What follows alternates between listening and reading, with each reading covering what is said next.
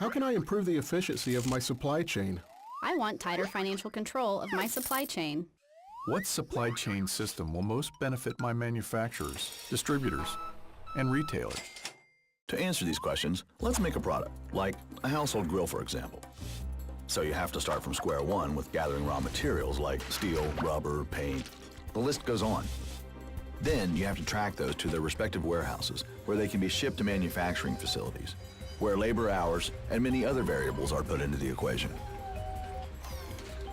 After which, you'll have to store your product in distribution centers where warehouse employees track your inventory on multiple platforms and wireless devices, validating the location, item, and quantity in real time, and timestamping each activity all the way to the retail store. And what happens if there's a hiccup along the way and you have to trace it back to its origin?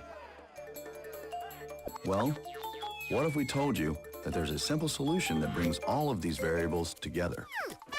RF Smart tracks all of your times and materials and improves your inventory accuracy. Check us out on our website at www.rfsmart.com.